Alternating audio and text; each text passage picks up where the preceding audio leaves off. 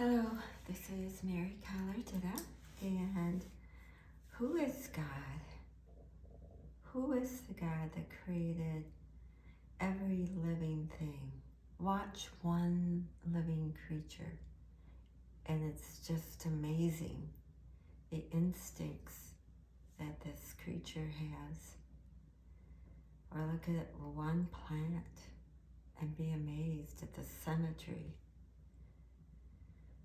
and how the earth gives life.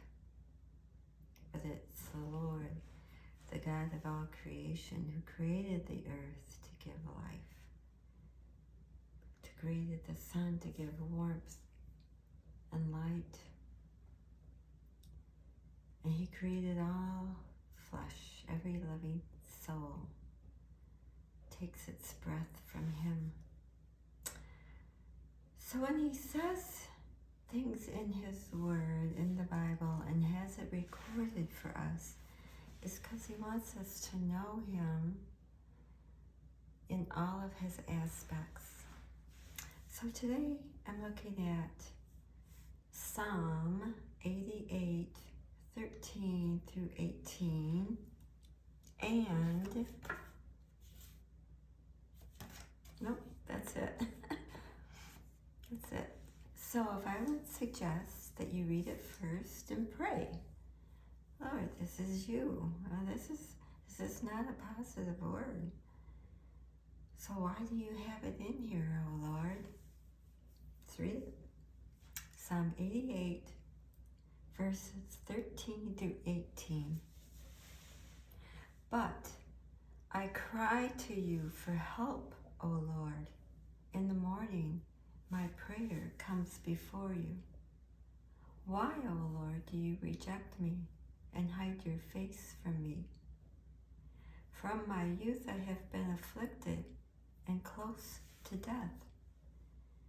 I have suffered your terrors and am in despair.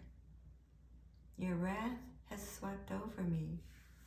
Your terrors have destroyed me. All day long they surround me like a flood. They have completely engulfed me. You have taken my companions and loved ones from me. The darkness is my closest friend. Well, this is certainly not very positive. This is written, this psalmist, the one who wrote this, is in deep despair and sorrow and affliction. Let's think about this. What are all the characteristics or the feelings that this person who wrote this is experiencing? He cries. He prays. He feels rejected by God. He feels like God hid his face from him. He's been afflicted since his youth and close to death. That sounds like physical, if he's been close to physical death. So he was sick, seriously sick. He feels like he has suffered the Lord's terrors. He despaired. He feels like he has experienced the Lord's wrath as it sweeps over him. The Lord's terrors. He feels destroyed. He feels like these terrors, the Lord's wrath, surround him like a flood and just about engulf him. So, and he doesn't have any companions or any loved ones to be his friends, only the darkness. This is deep despair. And I didn't include in this memory verse anything that, but you, O Lord, are the light above me, and you lift me up. I didn't include any of those things in this. Because this right here is how the psalmist is feeling.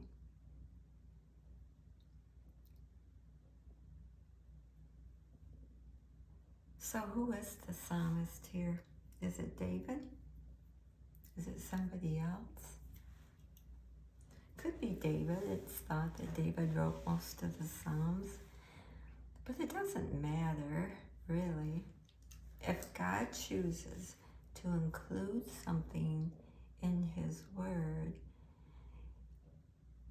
that is an example of His relationship with His people, then He wants you to see it and think about it. And I'm going to propose, because this is kind of how I think. Sometimes I have thought that the Gospels tell what Jesus said and did. The rest of the word in Old Testament tells about him, and then New Testament tells about him, his relationship with the church in Old Testament, the relationship with Israel. But the Psalms are his heart. You know? In the New Testament, and many other places, it says, He suffered like we suffer. Whatever, and that's in Isaiah too. In all things He was tempted like as we are, but without sin. So we can feel all these things, yet not sin. So I'm going to go back and look at this. Number 1, cries for help. I cry to you for help in the morning. My prayer comes before you. That tells us, number 1, we need to be praying and crying out to the Lord in our circumstances.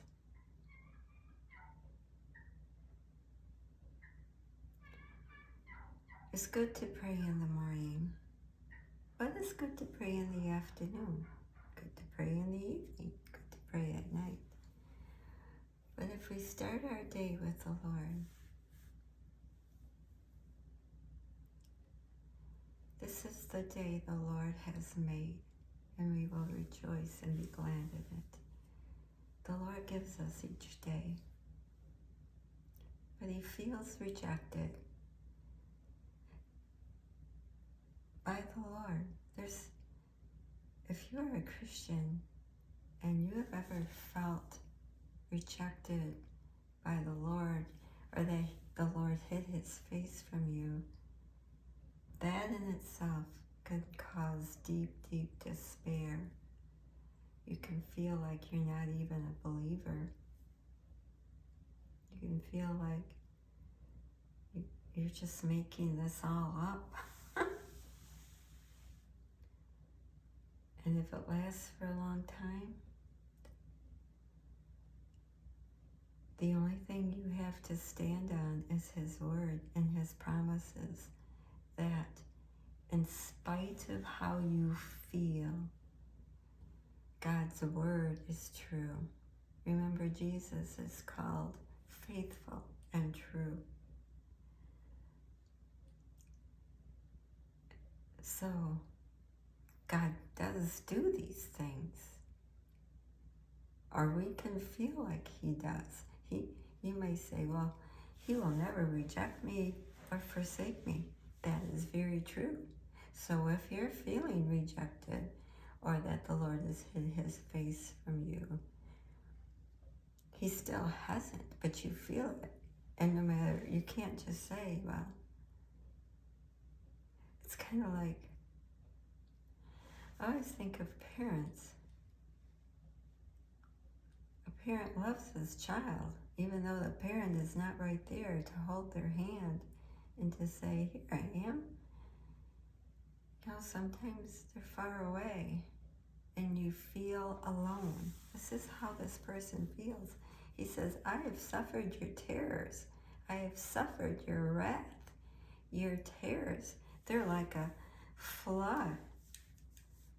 They put me in despair. This person has experienced deep sorrows, deep fears.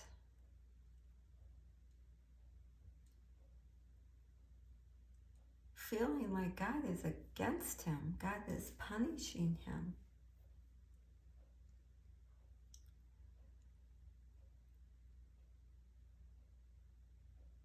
If he remains in this state, yet cries out to the Lord in prayer, cries out to the Lord for help, he has not rejected God, and God hasn't rejected him. He's just in a miserable state. Think about Job. You know? I don't know. I think this is true. I think we as Christians can experience all different kinds of things. That's why Paul says, I've learned to abound and I've learned to be abased. I've learned how to handle much, and I've learned how to handle little. And that's why, I forget where it's at, there's a time for this and a time for that. Time for this and a time for that. Naturally, in our flesh, we don't want to experience any of these things. But we walk in faith. We do. It doesn't go away until our mortal flesh goes away. It says all day long, your terrors, your wrath surround me like a flood. They completely engulf me.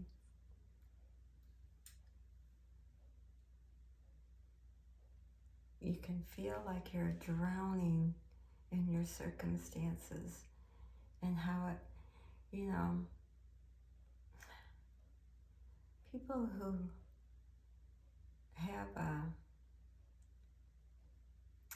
friend or, you know, like they have a positive attitude towards all things. They can, you know, negative things, you know, they pull themselves up.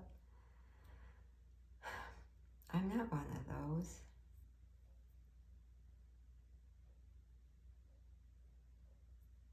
We are in a battle with our flesh. Our flesh wants us to have pride and things, and I can do, and I can do, and I can do. Or our flesh wants us to despair and give up on God. Think we'll never get out of this.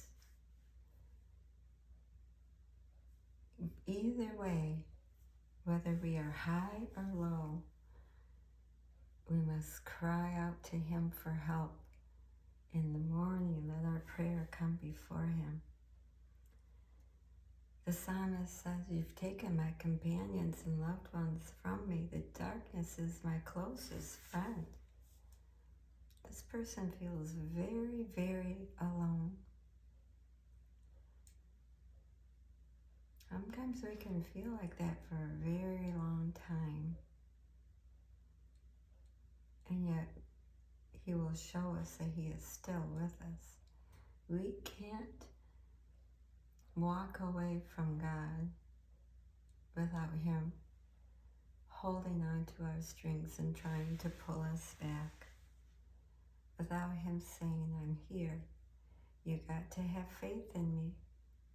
We do walk in a wilderness. There is a promised land, and we must have faith every day. This is the day that you've made, And I will know that you, O Lord, when I cry to you for help and I pray to you, that you are faithful and true, and he will be with you in your times of trouble. And look for his acknowledgement of you in the small things. And rejoice in him. So thanks for watching. Subscribe if you like. Hit the like button if you like. And comment if you have something to say. But above all things, pray and seek the Lord and put his word in your heart.